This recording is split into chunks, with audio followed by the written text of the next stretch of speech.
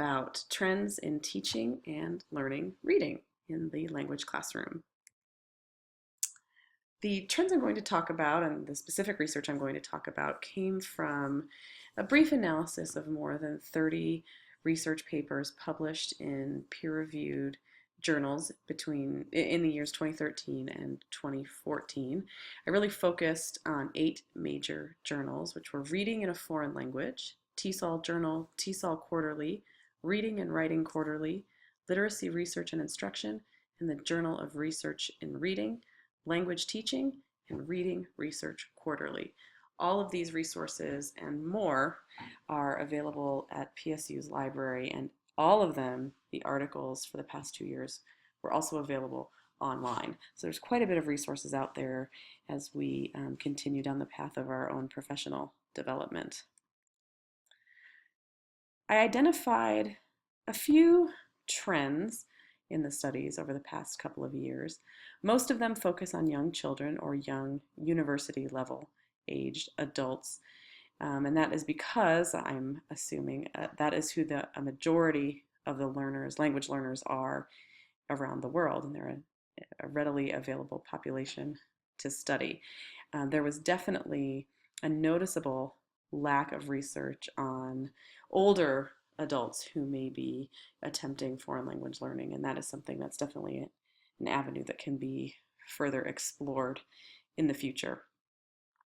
A majority of the studies were sort of descriptive assessment studies of various different skills, while a smaller proportion were analytical and quasi-experimental, where they addressed different variables and had a treatment group and an experimental group, and then analyzed how various teaching strategies or lexical items or things like that affected reading and learning in the classroom. Otherwise, there were a couple of other trends. There was a group of studies that focused on some of the lower level processes on reading comprehension, character or letter recognition, various lexical items, and whether or not the knowledge or use of those items affected comprehension, semantic and syntactic processes.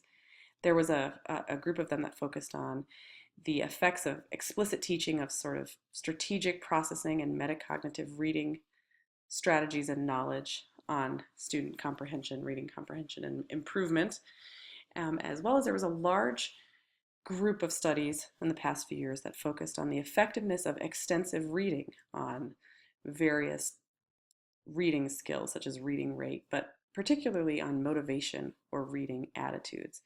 And then I wanted to also highlight there was an interesting sort of grab bag of other types of studies that didn't really fit into these categories, such as the effects of acculturation on students learning reading in an L2, background knowledge or individual differences, linking reading and writing or other sort of multimodal processes and techniques to improve comprehension, also on learner collaboration and using technology. One area in the trends I wanted to focus on, because there was quite a bit of research, particularly in the Reading in a Foreign Language journal, about extensive reading in language learning. And as you may remember from our lecture on reading, extensive reading is reading texts we choose for ourselves or that learners choose for themselves. It's typically quick, fun, at the I-1 level, and extensive reading can happen inside or outside of the classroom and really views reading as its own reward. Extensive reading is an instructional option that's really steadily gaining some recognition and support in second language pedagogy. There's been a growing body of empirical research building this research-based support for incorporating extensive reading into your language classroom. Extensive reading is also known as pleasure reading, book flood, sustained silent reading, and free voluntary reading.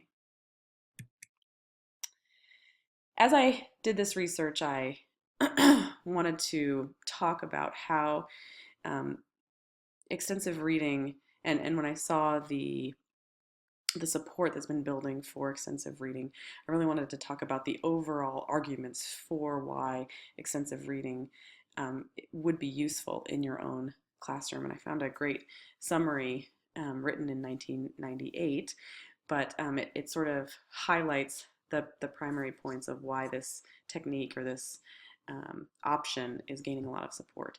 It can provide comprehensible input, it can increase vocabulary and general language competence, help improve student writing, consolidate previously learned language, build confidence, encourages exploitation of that textual redundancy we talked about, facilitate the development of prediction skills, and can motivate learners to read. And so that is the primary area that several of these studies that I had seen in the past couple of years really focused on, like, how do we measure this motivating learners to read, and is this something that really happens with extensive reading?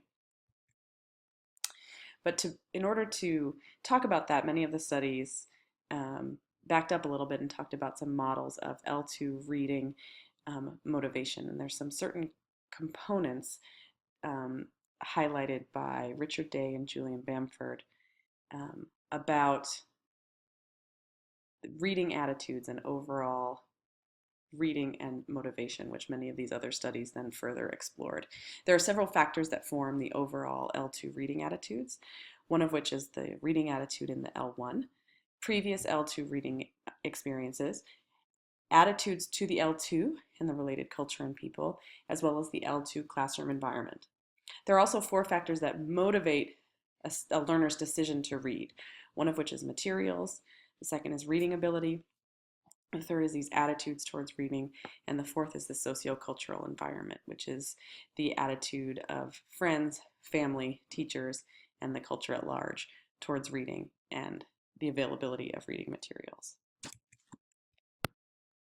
So I then took a number of these studies and then found one particular illustrative example of a study that sort of highlighted this trend in looking at extensive reading and sort of providing research that supported use of extensive reading in the classroom, and particularly towards motivation.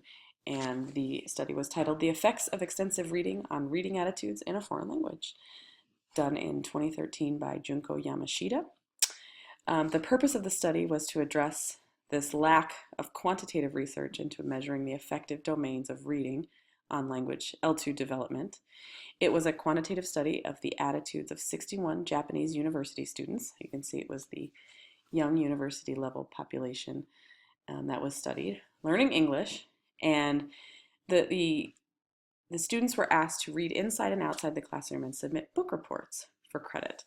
And the book reports included the title, author, grade level, content outline, students' thoughts and feelings about the content, as well as an optional report on anything they noticed about the use of the English language in the book. After an analysis of the results of the students talking about their motivations for reading various books and what happened sort of during a pre-test and a post-test after this extensive reading program was enacted, that demonstrated the positive overall effect of extensive reading on the L2 reading attitude. And the results showed an increase in comfort and intellectual value, as well as a decrease in anxiety. And extensive reading had actually a stronger effect on enhancing positive feelings than reducing negative ones, which may help foster the sort of intrinsic motivation to just read for the sake of reading and read for the pleasure itself, and not to pass an entrance exam or the sort of outside motivating factors to get a grade or things like that. The study also identified needs for future research. So there's not really much known about how long these sort of positive attitudinal effects last.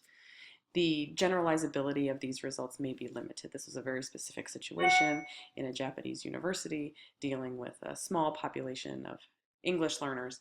So more qualitative and longitudinal studies are needed to really see the long-term effects of extensive reading on L2 learners and motivation.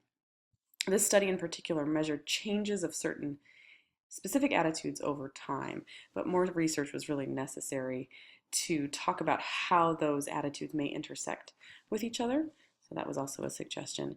And then, as I mentioned previously, there's definitely more study overall more research needed on adult learners and learners with other additional challenges, whether those be learning disabilities or other socioeconomic challenges. So again, what does this mean for your classroom? So if you are looking to motivate your learners to read in the target language, the research is really trending towards showing that this incorporating extensive reading works to enhance motivation, among other things. But extensive reading kind of challenges teaching assumptions. It doesn't actually look like you're teaching. There are many students in your classroom. They may be reading silently for long periods of time and just interacting with the teacher one-on-one or with each other. So it kind of moves away from the traditional teacher-centered and lecture-based lessons. So that could be a challenge in some learning environments or within a certain system. And there's the problem that positive attitudes don't always foster increased reading. There are many, many other factors, sociocultural factors and things outside of the classroom that can influence that. What's challenging and also exciting is that when you're building an extensive reading library, that is really the responsibility of the teacher. What are the materials you're going to give your students to read that from which they can choose? So many of the research articles talk about that the library should really ideally have a large number of easily accessible books on a wide range of topics at various levels of linguistic difficulty. So as any educator knows, sometimes those resources are hard to come by, but it's also an opportunity to be really creative in where you point your students to find their materials, because those reading materials are really all around us. Finally, I wanted to leave you with what I hope is a little bit of inspiration when it comes to teaching reading in your language classroom. And that is, to learn to read is to light a fire. Every syllable that is sounded out is a spark. So hopefully by using some of this research and maybe incorporating an extensive reading program into your language learning classroom, you can help provide the sparks that light many reading fires. Thanks for listening, and good luck.